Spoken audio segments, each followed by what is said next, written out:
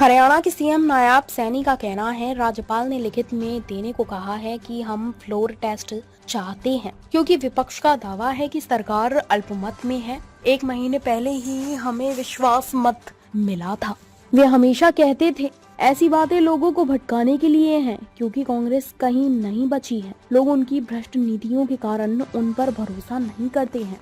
सभी को जो विपक्ष के नेता हैं, माननीय राज्यपाल महोदय ने उनको कहा है कि आप लिखित रूप में उनके साइन करा के दीजिए, और क्योंकि अभी 1 महीना पहले हमने विश्वास मत हासिल किया।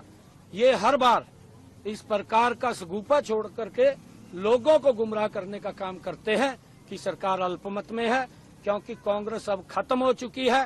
कांग्रेस के ऊपर जन का विश्वास नहीं रहा है, क्योंकि उसकी जो भ्रष्टाचारी नीतियां हैं, जो लोगों को प्रताड़ित करने का काम करते हैं, लोगों ने उनको नकार दिया है। अब वो कभी तो बोलते हैं अगर मोदी जी आ जाएंगे कि तीसरी बार संविधान को खत्म कर देंगे। अरे मोदी जी ने तो इस देश को संविधान के अनुरूप चलाया है, और डॉक्टर भीमराव अंबेडकर जी जिन्होंने ये पवित्र संविधान दिया, उसके 5 स्थानों को पंच तीर्थ के रूप में विकसित करने का काम भी, उसको भी सम्मान देने का काम भी नरेंद्र मोदी जी ने किया है। और अब झूठ बोल रहे हैं कि कभी तो बोलते हैं संविधान को खत्म कर देंगे, और अब बड़ा झूठ बोल रहे हैं कि आप हमें वोट दें। ये राहुल गांधी बोलता है एक झटके के अंदर कहा मैं गरीबी को समाप्त कर दूंगा। अरे भाई, तेरे पास कौन साला दिन का चिराग है कि तू उसको रगड़ेगा और रगड़ करके तू गरीबी को समाप्त कर देगा। गरीबी के प्रति मजबूत लड़ाई अगर किसी ने लड़ी है तो नरेंद्र मोदी जी हैं। इन्होंने तो लंबे समय तक, इसकी दादी ने कहा था 1970 के दशक में गरीबी हटाएंगे।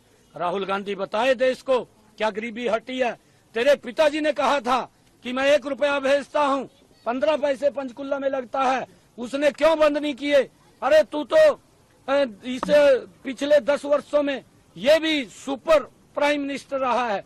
अरे इसका प्रधानमंत्री अगर वो कानून बनाता है, ये लोकसभा में खड़ा हो करके उस बिल को तार तार करके फाड़ करके अपने प्रधानमंत्री के ऊपर फेंकने का काम करता है, तब संविधान कहाँ था?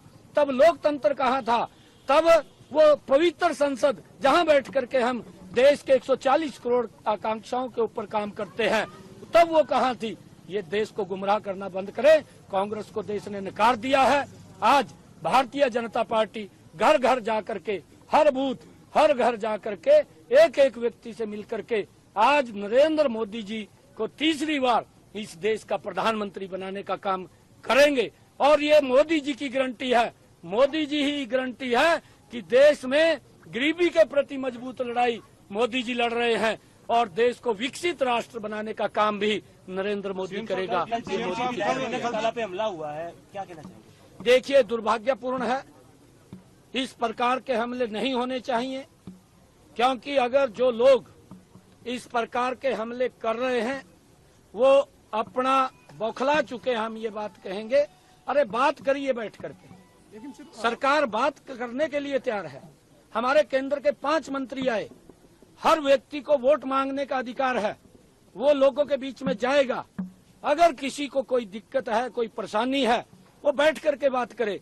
इस प्रकार से हमला करना और इस प्रकार से चोट पहुंचाना वो निंदनीय है।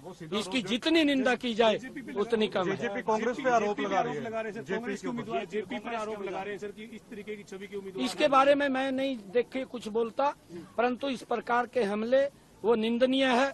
हर व्यक्ति को अधिकार है लोगों के बीच में जाकर के अपनी बात कहने का। हम भी अपनी बात कह रहे हैं, कांग्रेस के भी अपनी बात कह रहे हैं, जजपा के भी अपनी बात कह रहे हैं। निर्णय तो पब्लिक का है, जो काम अच्छे करेगा पब्लिक उसको वोट देगी। सीएम साहब, एक और निर्दलीय विधायक हैं बलराज कुंडू, उन्होंने भी चिट्ठी लिखी है राज्यपाल को। वो तो पहले लिखी हुई है। नहीं, वो लिखी है, मैंने कहा है कि वो साइन करके बताएं कि हमारे पास कितना जन समर्थन है। कांग्रेस जन समर्थन खो चुकी है, उसके पास जन का विश्वास नहीं है। जन का विश्वास अगर है तो वो भारतीय जनता पार्टी के साथ है। और मैं एक और बात आप लोगों को कहना चाह रहा हूँ कि आने वाले जब ये सितंबर अक्टूबर में विधानसभा के चुनाव होंगे, तीसरी बार बहुत बड़े मैंडेट के साथ भारतीय जनता पार्टी फिर सरकार बना रही है, तीसरी बार हरियाणा में।